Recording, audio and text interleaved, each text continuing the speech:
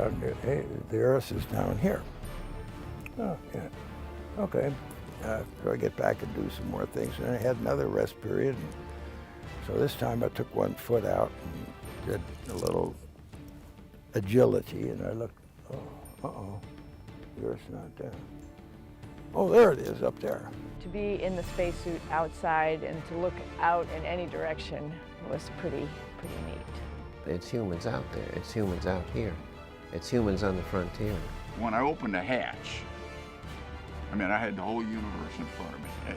It was spectacular. Then you sort of poke your head out, flip around, and you take a look around, and you know, it's really a holy moly kind of moment. That was when I first learned, I think, the definition of what it truly is to be alone. Being in space, being in Earth orbit, floating is truly a magical experience.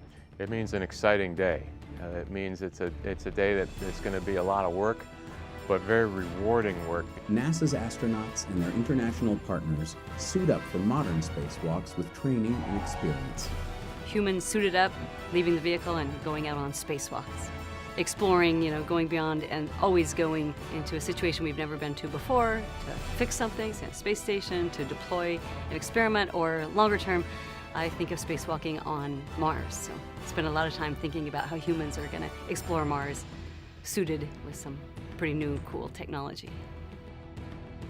When floating out in the void of space, they are standing on the shoulders of giants, making new discoveries by building on a prestigious legacy. Why did the Russians put Sputnik up? Why didn't the U.S. do that?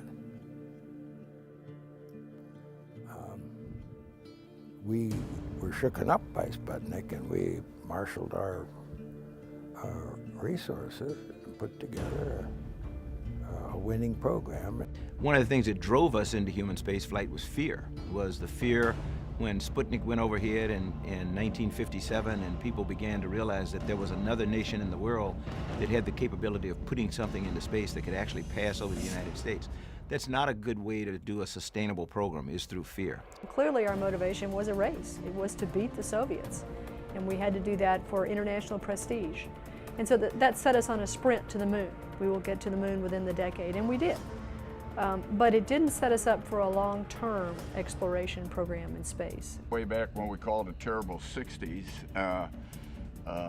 when the country was awash in campus unrest, civil strife, beginning of a very unpopular war.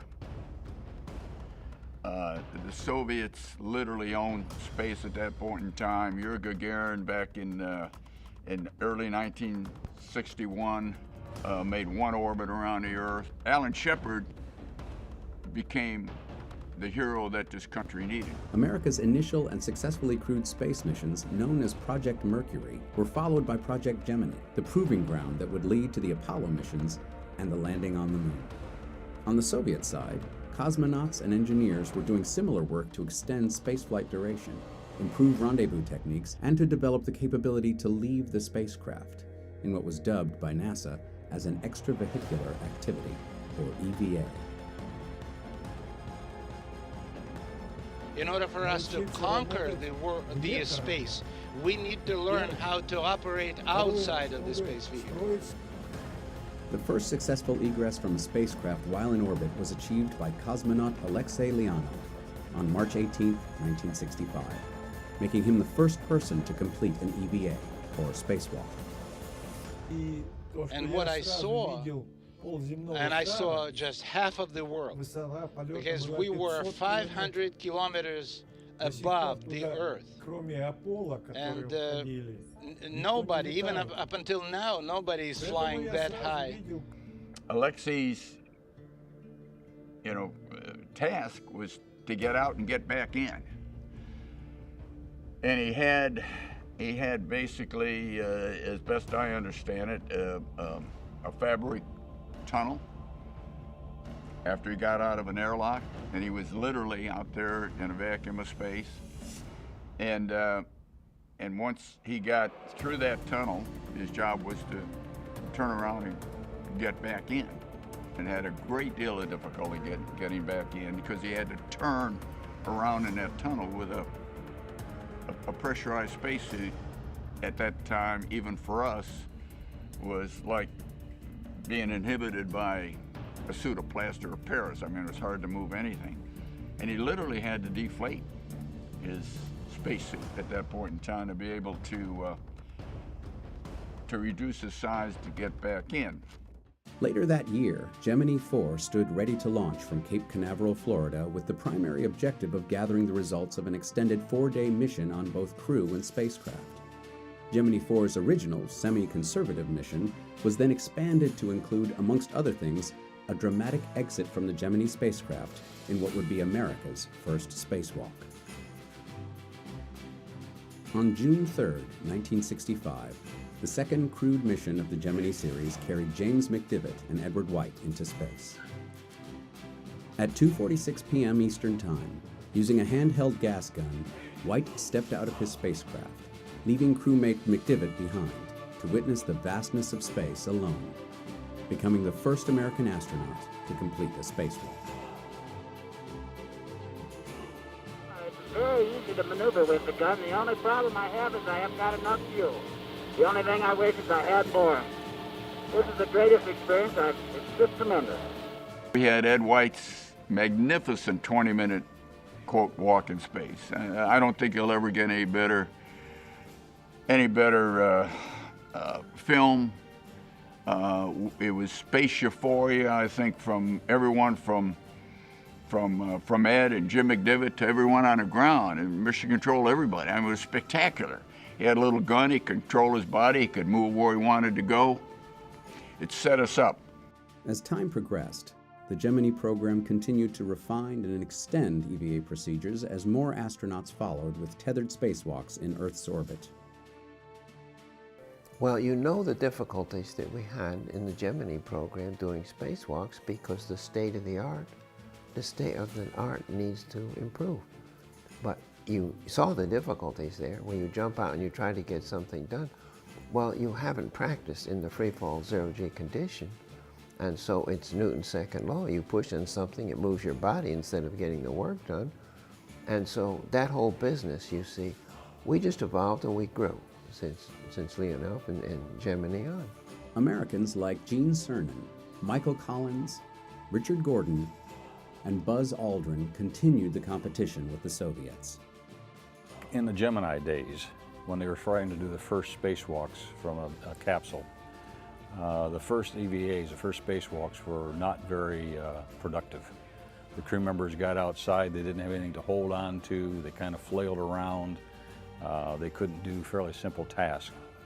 And they learned from that they had to have a better way to train, and they started to use water tanks at that time. Every progressive EVA had different little hang-ups, frustration, overpowering, getting overheated. Next came the Apollo program, with one of its lofty goals to land Americans on the surface of the moon and then return them safely to Earth. We're going to the moon. I mean, hey, we're going to the moon. The Gemini suit, you could pretty much compare it to what the launch entry suit was like. You know, it was not custom made, but you could, you know, the link net stuff could be configured so that you did have a certain mobility in the arms and at the knees. The difference being the Apollo suits were all custom made for each crew member. 3, 2, 1, 0. All engine running. Liftoff. We have a liftoff. 32 minutes past the hour. Liftoff on Apollo 11. The first steps on the lunar surface were performed by Neil Armstrong and Buzz Aldrin. It was July 21st, 1969, and the world irrevocably changed with the steps of men very far away from the Earth. That's one small step for man, one giant leap for mankind. I do remember the first landing on the moon, Apollo 11. I remember I was, I guess, in high school and staying up and watching that and going out and looking at the moon and just marveling about there are people up there. I think we were all captivated when Neil Armstrong did the ultimate spacewalk, which was to actually go out of his vehicle and end up walking on the surface of another body in our solar system. You have a mass with the backpack and the body and everything else.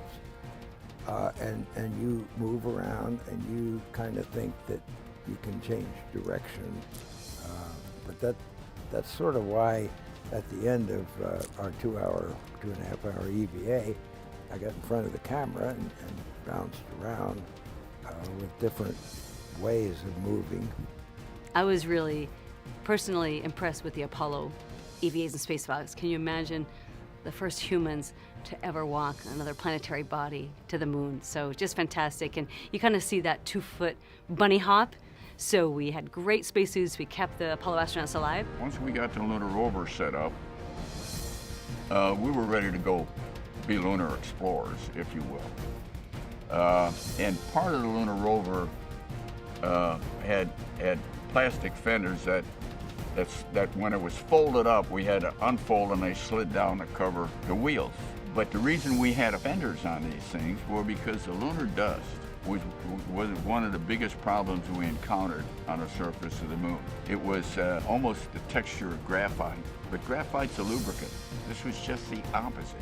It would get in and on everything. So I was walking, doing some work around the lunar rover, and I put my rock hammer in my pocket with the handle sticking out, and I caught it under one of those extensions of the fender and boom, blew it off. The dust would have come right over the top and immersed us in all this dust. So we had to figure out a way. We took 4 lunar geology maps, and taped them together and took a couple light clamps and clamped them, and it did the job. And what do we tape them with? Duct tape. We went from there into the Skylab program, and we went to the A7LB at that time. So Apollo, you know, so we're on the surface with an A7L spacesuit, and we do have a 6th of a gravity, and we do have the life support system on the back, which is taking care of all our physiology, the cooling, the oxygen, removing the carbon dioxide, and all the rest of that. In the Skylab program, we were on an umbilical. The umbilical provided all of the physiology, if you will. The umbilical between the spacewalker and the Skylab space station provided all the life support. When we went into the shuttle program, we went back to riding a backpack. But the big difference between the shuttle and Apollo was that we integrated the backpack with the suit itself. So Apollo was you wear the backpack there and you bring the hoses around and connect them. In the shuttle program, we integrated the hard upper torso and the life support system. But importantly to us then was we did away with the zipper. Now the zipper worked, and I had taken a zipper to a vacuum many times. The zipper starts here, and it rolls around and it rolls up the back, and the zipper is maybe 3 feet long, and it is a zipper. And a zipper is the only thing between you and eternity. Spacewalking has actually saved some of our programs. So we can look at Skylab, which Skylab, the habitat was getting very, very hot, and the astronauts had to go outside in their spacesuits, perform the extravehicular activity, and they literally saved Skylab. Without EVA, Skylab would have not been habitable. You know, they had to deploy the solar array, they had to deploy the thermal canopy over the damaged area. So EVA saved that mission completely. Another great example from the Gamma Ray Observatory mission. Jerry Ross and Jay Apt went out and literally got an antenna deployed, and it saved, you know, a major observatory. So really important interaction when humans are suited and kind of saving very large missions. My first job in the astronaut office after my initial training program was completed was to start working on EVAs, or spacewalks, and the equipment. And in fact, we worked with the early crews to design what their spacewalks would be like. STS-5 was the first planned spacewalk, and they had equipment malfunctions which prohibited them from going outside. And then STS-6 was the first one where we actually conducted some spacewalks. So I worked with those crews, helping them to figure out what tools we had available to them that they could test out and operate in the vacuum of space out in the payload bay of the orbiter. And then we progressed from there. The suit was not a brand new suit anymore. I had run it through all the on the floor, that's the 1G test. I had run it through vacuum testing. I had run it through certification where the number of cycles you put on all the joints. I've been in the water with it, so it was a friend. From that, then we started to develop things like the manned maneuvering unit, the little rocket backpack that we demonstrated on several flights and used in some cases. In dramatic fashion, doing the first fully untethered spacewalk, Bruce McCandless zoomed about in the manned maneuvering unit. This equipment test would lead to the retrieval of stranded satellites on subsequent missions years later.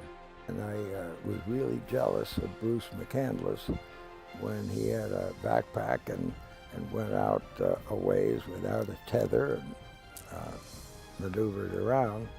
Over the following years, extravehicular activity became one of the space traveler's most exciting and necessary tools in his or her tool belt. It was July 17, 1984, as cosmonaut Svetlana Savitskaya broke the proverbial glass ceiling and became the first woman to walk in space. Catherine Sullivan followed shortly after on October 11th, becoming the first female American astronaut to perform a spacewalk. This is the first chance I had to stick my head out the hatch on our EVA on day 7.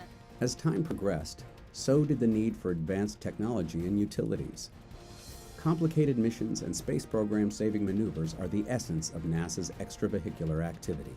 There was one time when I was on the end of the mechanical arm, it was on the Hubble mission, and I was being moved from one place to another, and you really have no sensation of movement when you're on that arm. It's just so smooth. There's no drag of the water pulling you back, and so you don't really know you're moving. And I was working on the tools, I was putting the sockets on for the next, whatever task I had to do next. And the guys stopped it, and they said, you have to look at this, you just have to stop and look. And so I stopped and looked, and we were over the Gulf of Mexico. We could see the entire North America, and we could see Aurora up over Canada. And it was just an amazing view. We started to develop little power tools. We developed more wrenches and other kinds of tools that we could use for other types of failures that we identified in the payload bay door mechanisms to remove debris or to disconnect things should they not function properly. From the Apollo program's deep space missions around and to the moon, to the U.S. Skylab, Shuttle, and International Space Station programs, spacewalkers have suited up. On board the spacecraft, you've got today 2 spacewalk crew members who go out, work cooperatively together. They become brother and sister, brother and brother, sister and sister. They learn how to work as a very coherent team. They actually understand each other's moves. They know where they're supposed to be. You've got nowadays a robotic operator who's generally moving at least one of the crew members around on a robotic arm. You've got the IV crew member, the intervehicular crew member, who is, for all intents and purposes, the choreographer, has the whole mission kind of committed to memory, knows when somebody's out of position, knows when somebody's about to get too far away where they can be safely tethered.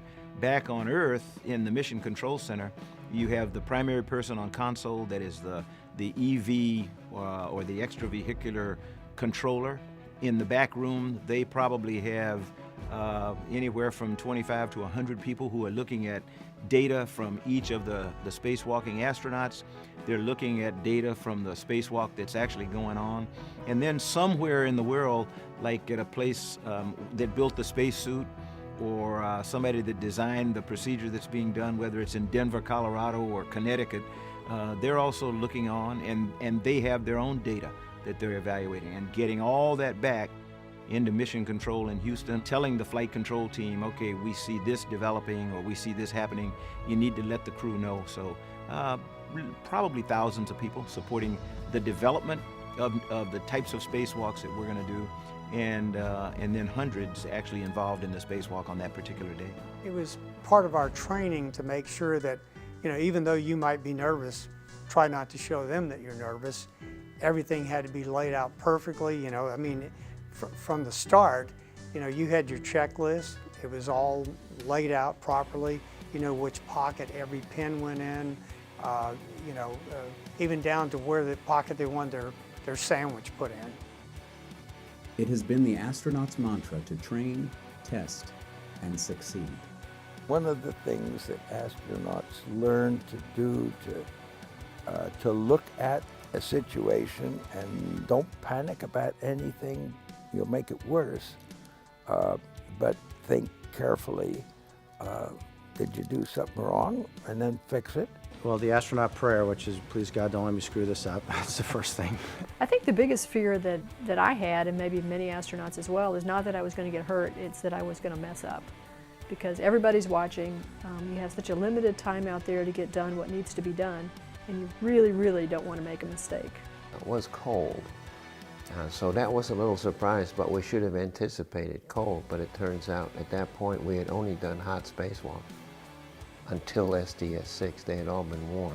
The STS-125 crew, which was the final Hubble servicing mission, that almost none of us thought they would be able to successfully complete 5 back-to-back-to-back-to-back-to-back EVAs and do all that they were supposed to do.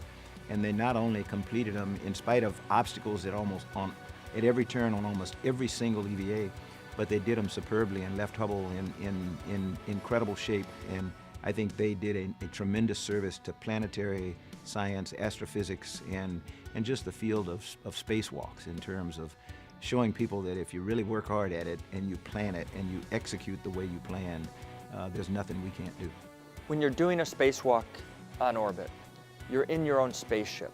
It's your spacesuit, but it keeps you from the vacuum outside and your crewmates inside the space shuttle. I had one moment on the Hubble Space Telescope mission where Drew Feustel, my spacewalking partner, was on the other side of the telescope, and I was holding onto a handrail looking up at the Earth go by behind the Hubble. And it was a truly remarkable moment, but I did realize how far away we were from the Earth's atmosphere, from our homes, from our companions inside the space shuttle. And I wouldn't say that I felt a sense of loneliness, but a sense of awe, that we're doing these kind of things, that we're able to fix the Hubble, to orbit the Earth. Through spacewalks, complex problems have been solved in extreme ways, such as fixing the Hubble Space Telescope's blurry vision, turning a possible billion-dollar piece of space junk into one of the most revered scientific instruments of human history. Missions like Hubble tested the mettle of spacewalkers, an elite breed among an already out-of-this-world group of adventurers. Say that on Hubble, it's a very fine motor skill, tuned in, very close in, a lot of hands work. So it's almost like doing surgery when you're in Hubble in a suit versus being a longshoreman when you're on space station, or you're just hanging, moving big blivets around and you're changing stuff out. And that tradition continued with the Wall of EVAs, which built the tremendously successful International Space Station. It's been 50 years since NASA's first EVA, when Ed White went out on Gemini 4. We've come a long way since that first one. Building the International Space Station, it was very, very EVA intensive. And when we were planning for it, everybody talked about the wall of EVA. We're never going to be able to accomplish all this. And when you look back on what we accomplished, it was pretty darn amazing. So on my first flight, we were right in the middle of the construction of the space station. And so of course, every shuttle flight that went up was full of spacewalks and just putting pieces together. Every single EVA was an important and necessary component of the assembly sequence. So I think we all feel that we had a hand in laying the keystone, or however you want to describe it. To see the ISS now and the spacewalks that they do to go out and do repairs, I mean, it's just incredible. Station is more than 14 years old, built by spacewalkers, and continues to be maintained and upgraded through spacewalks in the most advanced spacesuits the world has ever seen. Spacewalks are not, they look like they're incredible fun, and they probably are for the crew member when you really get down to it, but we must never forget how dangerous they are. I felt something that was not unexpected. I felt cold water on the back of my head, and that surprised me.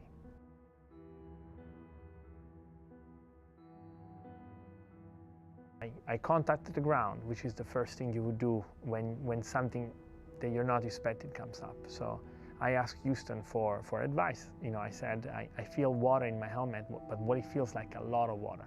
The ground doesn't have a lot of information on the suit. They can monitor some things, they have telemetry about my status, my vital status, and they know how the suit is performing, but a lot of things we couldn't tell at that point. Is the water increasing in my helmet, in the back of my helmet? I couldn't tell. The ground couldn't tell. They were trying to come up with what could be the possible problem and the solution. Finally came the decision from the ground to take the safest option, which is we're going to terminate this EVA. Chris and Luca, just for you guys, based on what we heard with Lucas saying that water is in his eyes now and it seems to be increasing, we think we're going to terminate EVA case for EV2. And so when they told me, okay, Luca, you're going to travel back to the airlock and Chris is going to clean up and then follow you, that's what we did. And I started translating back to the airlock. I had to go upside down and translating with my head towards the ground. As it always happens, a lot of things happen at the same time. The sun went down at that point. You go to zero. Darkness, no visibility, and cold. And at the same time, the water sloshed around my helmet and it covered my eyes and my nose and my ears. So all at once I was isolated, both being outside in my spacesuit, but I was also sensorily isolated. I couldn't see and I couldn't hear, and I didn't quite know where I was, how to find my way back to the airlock. At that point, it was obvious to me that I needed to go back to the airlock by myself and do it as fast as I could, because I could still breathe through my mouth, but I didn't know how much water was in the helmet, and I didn't know if there would be more water in the helmet. Thankfully, we spent hundreds of hours underwater in the neutral buoyance lab learning the configuration of the space station, learning how to use our spacesuit, learning how to navigate. And so using that experience and using my knowledge of the suit and everything I had with me, I was able to find my way in the dark, in the blind, back to the airlock. Once I found the airlock though, everything became a little better, because once I opened the thermal cover, the airlock is illuminated, and that made a huge difference, because now I knew where I was, and I knew I could get inside by myself. And the end of it was that at that point I had no communication whatsoever. I couldn't hear anything. I couldn't talk. My ears were filled with water. But I was looking up, and as soon as they opened the hatch between the space station and the airlock, I saw my crewmates, and the look on their faces, they were so worried and so relieved at the same time. And they pulled me out, and as soon as they could, they deflated the suit and unlocked the helmet, and the look on their faces and seeing their faces was a very happy moment for me. I felt so relieved and so happy that they were all around me. Today, the International Space Station is being used as a proving ground to conduct the research and test the technologies that will take humans beyond low Earth orbit and deeper into the solar system than ever before, to the area around the moon, to an asteroid, and on to Mars. We will pioneer space, not just to visit, but to stay. We're going to migrate out over the next 5 to 10 years into repositioning humanity in lunar orbit. So we will spend most of our time orbiting the moon and doing more technology development, but learning basically how we operate in a low gravity or no gravity environment, because that's the way it will be when we go to Mars. Mars's gravity is less than Earth's. Operating there will be significantly different than operating here in low Earth orbit. When we do the asteroid redirect mission and we reposition an asteroid into a stable retrograde orbit around the moon, then the dominant gravity for that group of explorers, if you will, is going to be the asteroid itself, and that's going to be a very, very, very low gravity field, if any at all. So we've got a lot of development of tactics, techniques, and procedures. You never know when you build a piece of hardware. The guys back in the 70s, and gals that built and designed and tested the original EMUs, which we're still flying today, by the way. The life support systems are still the original life support systems that we had 30-some years ago. You never know where that hardware is going to end up. To see that suit, you know, to see it go on over the decades and into we never planned on hundreds of spacewalks. And the key thing there is in structural integrity is you identify weakness before failure. From here, NASA engineers, technicians, and astronauts will figure out new ways to overcome the next set of challenges. We decided to orbit the Earth a lot instead of going deeper into space, and now I think it's time for us to take that step beyond orbiting the Earth and moving on. We don't have the same momentum we had when we had an enemy that we were afraid of. So we are not in competition as much as I think we need to be in cooperation with other nations in order to move all of us forward and out into space. Mars is really extreme, which is the great part about it. It's challenging. So when we get to Mars, you're going to need to be provided your life support and pressure with a spacesuit, but it'll have to be really something new in terms of to be very lightweight, be very mobile. We don't really have a locomotion suit. We have spacesuits for the vacuum of microgravity. So you're weightless, which is great, but that's a very different environment. Now when we get to Mars, we have gravity, 3/8 gravity, so we're bipedal again. So we're going to be walking, bending, or going there to search for life, looking for fossils and digging things up. So you really are an explorer. So it is akin to Lewis and Clark expedition and exploring and moving out into the west. It's really the next frontier. For anyone who goes on another EVA stroll back on the moon or on Mars, and we'll do both one day, I know that'll happen, take duct tape. We are currently further along than ever before in human history on our journey to Mars.